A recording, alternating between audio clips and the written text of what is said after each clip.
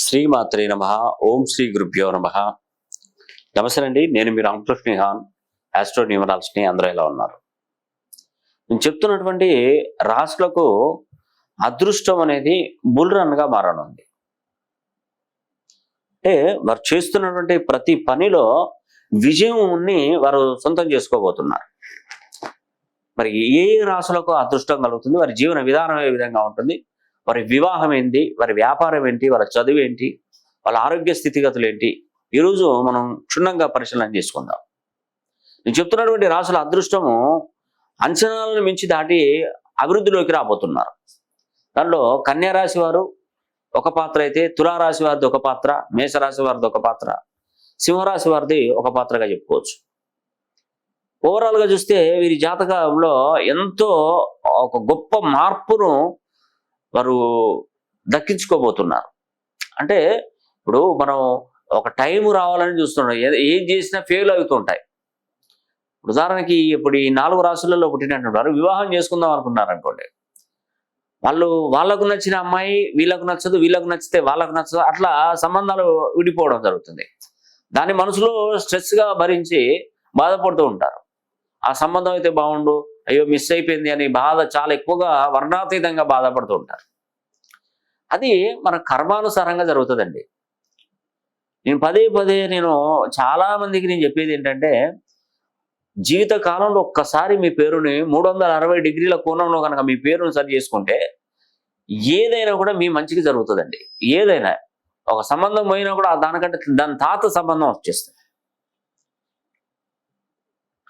మనకి ఎక్కడ రాసి పెట్టుకున్నాలో అక్కడే రాసి పెడుతూ ఉంటుంది, కానీ సంబంధాలు మంచి మంచి సంబంధాలు వస్తాయి. ఎందుకంటే కొన్ని కోణాలలో చూస్తే ఎంతో మందికి నేను నా అడ్వైజ్ ఇచ్చానండి, దాని ప్రకారం ముందుకు వెళ్ళారు. ఈరోజు కాలు మీద కాలు వేసుకుని దర్జాగా కోట్లు సంపాదించి లక్షలు సంపాదించుకొని ఉన్నారు. ఏదో మాట ఉట్టి నోటి మాట కాదు, నా దగ్గరకు వచ్చిన కోటీశ్వరులు ఉన్నారు, 100 కోట్లకు అధిపతులు ఉన్నారు. ఏం లేరా? ఎందుకు లేరండి? బోల్డ్ ఎంతమంది వస్తున్నారు. వివిఐపి అధికారులు కూడా నా దగ్గరకు వస్తుంటారు, సినిమా హీరోలు కూడా నా దగ్గరకు వస్తుంటారు. నేను వాళ్ళతో ఒకటే మాట, నేను వాళ్ళకు చెప్పింది ఒకటే, వాళ్ళు నా దగ్గర మాట తీసుకున్నది అదే, గురుగారు మీ దగ్గరకు వచ్చిన విషయం బయటికి పబ్లిసిటీ కాకూడదు అంటేనే మేము వస్తాం. ఎందుకంటే పరిస్థితులు ఎట్లా ఉన్నాయంటే, ఆహా ఇతని తీసుకొని అలా అయ్యాడా ఇలా అయ్యాడా అనే ఒక ఫీలింగ్ వాళ్ళు కలుగుతుందని. కొందరికి నచ్చొచ్చు. ఇప్పుడు హేతువాదులు ఉంటారు, ఇతనికి న్యూమరాలజీ ఏంటి, ఇతనికి ఏంది ఆస్ట్రాలజీ ఏంది అని అనుకునే వాళ్ళు కూడా ఉంటారు, చులకనగా చూసేవాళ్ళు ఉంటారు.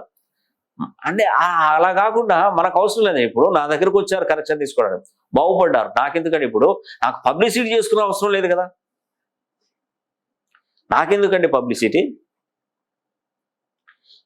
నాకెందుకు అవసరం ఉండే నా దగ్గర? అసలు నాకు పబ్లిసిటీ చేసుకొని అందరిని క్లయింట్లు నా దగ్గర రప్పించుకునేంత అది అవసరమే లేదు. ఎందుకంటే ఇప్పటికే నా అపాయింట్మెంట్ 40 రోజులు పడుతుంది. ఒక అపాయింట్మెంట్ నా దగ్గర బుక్ చేసుకోవాలనుకుంటే నాకు పబ్లిసిటీ ఎందుకు?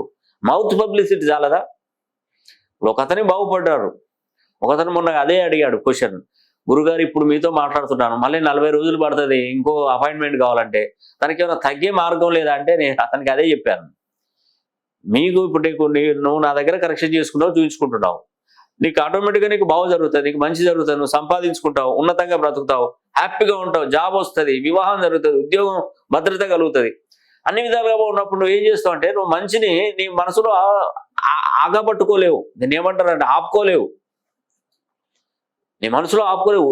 తాతాలు ఆడుతా ఉంటుంది. ఎవరికైనా చెప్పాలి, నాలాగా కష్టపడుతున్న వారికి ఎవరికైనా చెప్పాలి అని చెప్పేసి నువ్వు ఒక 100 మందికి నాన్ స్టాప్గా చెప్పావు అనుకోండి, వాళ్ళ పరిస్థితి దాంట్లో 10 మంది వచ్చినా ఇప్పటికి ఈ రోజు 40 రోజులు అవుతుంది ఒక అపాయింట్మెంట్ బుక్ చేసుకొని మీరు నాతో మాట్లాడడానికి. అంటే ఇదేనండి, ఇది కావాలి నాకు. మెయిన్గా ఏంటంటే మంచి జరిగితే వాళ్ళ ద్వారా పబ్లిసిటీ కావాలి. ఇప్పటి వరకు కొన్ని వేల వీడియోలు వాళ్ళు నాకు నేను అడిగితే ఇస్తారు, కానీ వాళ్ళు నా ముందుకు రావట్లేదు. అసలు జెన్యూన్ అండి, జెన్యూన్గా మాట్లాడే వాళ్ళు కావాలి నాకు, జెన్యూన్గా మాట్లాడే. ఎందుకంటే వాళ్ళు భయపడుతున్నారు, అయ్యో నా ఫేసు ప్రజలకు చూపెడితే ఎక్కడ ఇబ్బంది పడతా ఉన్నాను, వాళ్ళ ఇంట్లో తరపున వాళ్ళు బంధువులు అందరు చూస్తారని వాళ్ళు మా దగ్గర రావడానికి ఇబ్బంది పడుతున్నారు. అయినా నాకు పబ్లిసిటీ చేయాలంటే ఇప్పటి వరకు ఎన్నో రకాలుగా పబ్లిసిటీ చేస్తున్నాను. సినిమా హీరోలు వచ్చి చెప్పరా? చెప్తారు, ఎందుకు చెప్పరు? చిన్న చిన్న సైడ్ క్యారెక్టర్ ఆర్టిస్టులు వచ్చి నా దగ్గర కరెక్షన్ తీసుకున్నారు, బాగుపడ్డా, నన్ను ఊరికే చెప్పించలేనా? చెప్పించగలుగుతాను, అవసరం లేదు. అది ఇప్పటికి ఉన్నదే చాలు.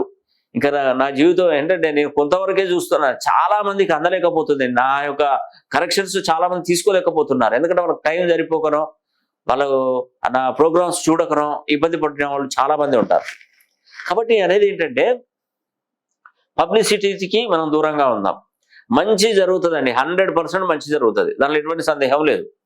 ఇప్పుడు కన్యారాశి వారికి చూస్తే గురువు అష్టమంలో ఉన్నాడు, తర్వాత శని షష్టమంలో, రాహు సప్తమంలో, కేతు జన్మంలో ఉన్నాడు. ఆదాయం 5, వ్యయం 5, రాజపూజ్యం 5, అవమానం 2గా ఉంది. కన్యారాశి, తులారాశి, మేష, సింహ వీళ్ళకు బుల్ రన్ స్టార్ట్ అయింది, అంటే స్పీడప్ అవుతుంది, అంచెలంచెలుగా వీళ్ళకు పికప్ అవుతూనే ఉంటుంది.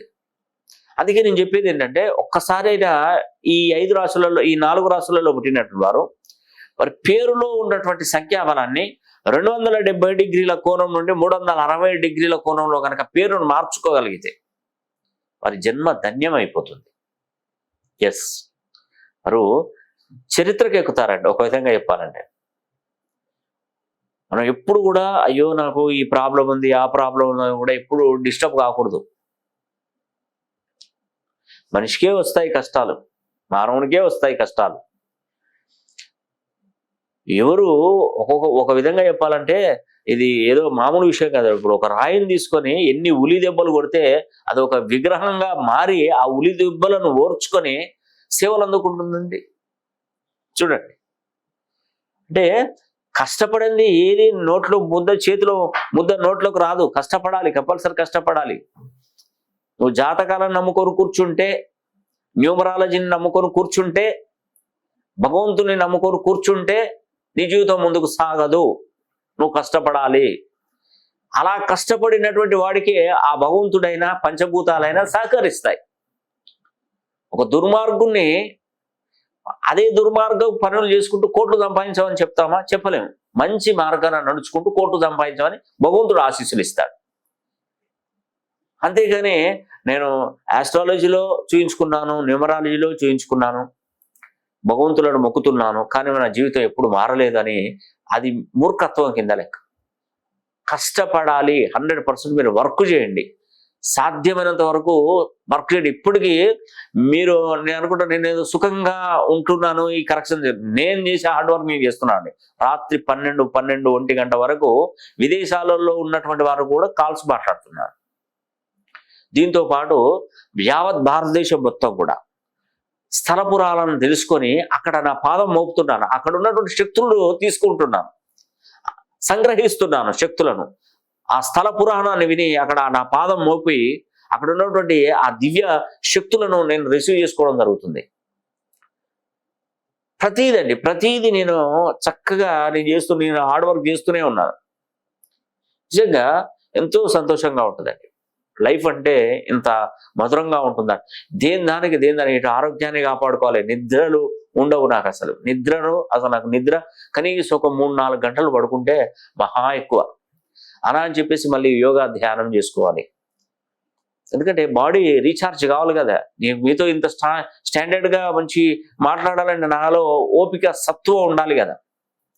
ఇవన్నీ నేను బాడీలో జనరేట్ చేసుకుంటూ ఈరోజు ఇంత హెల్దీగా ఉండగలుగుతున్నాను. కాబట్టి నేను చెప్పేది ఒకటేనండి, ముఖ్యంగా నేను చెప్పేది ఏంటంటే ఈ 4 రాశులైనటువంటి కన్యారాశి, తులారాశి, మేషం, సింహం 4 రాశులకి ఒక మార్పు మొదలైంది, ఒక అదృష్టమైనటువంటి మార్పు మొదలైంది. ఇక వారికి తిరుగుండదండి, తిరుగుండదు. అంచెలంచెలకు దిగుతూనే ఉంటారు. సాధ్యమైతే నేను చూసేటువంటి పద్ధతులు కూడా నేమాలజీ, గ్రాఫాలజీ, సిగ్నేచరాలజీ, ప్రోనాలజీ, Indian western numerology, Indian western astrology, ప్రశ్నాశాస్త్రం, హస్తరేఖలు, గవ్వలు, తాళపత్ర గ్రంథాలు, ఇలా అన్ని పద్ధతుల ద్వారా కూడా నేను పరిశీలన చేస్తుంటాను. ఇప్పుడు ఎలాంటి సమస్య అయినా కూడా అన్ని శాస్త్రాలను పరిశీలన చేశాను కాబట్టి ఎవరికి ఏ సమస్య ఉందో ఆ సమస్యకు పరిష్కారం చూపిస్తాను. ఉద్యోగం కోసమా, వ్యాపారం కోసమా, చదువా, ఆరోగ్యమా, ఏదైనా కానివ్వండి. ఏంటంటే ఈ రాశులకి ఉద్యోగ ప్రాప్తి వచ్చే అవకాశాలు ఈ సంవత్సరం మెండుగా కనపడుతున్నాయి. వ్యాపారంలో చేయూతని అందిస్తారు, మీకు వెల్ విషర్స్. ఆర్థికంగా డబ్బులు సంపాదించుకుంటారండి. నేను చెప్పినట్టు ఒక్కసారి మీ పేరును మంచి సంఖ్యాబలంలోకి మార్చుకొని చూడండి, తప్పకుండా మీకు మేలు జరుగుతుంది. మరి ఈ వీడియో కనుక మీకు నచ్చినట్లయితే లైక్ చేయండి, షేర్ చేయండి, కామెంట్ చేయండి. సర్వే జనా సుఖినో భవంతు.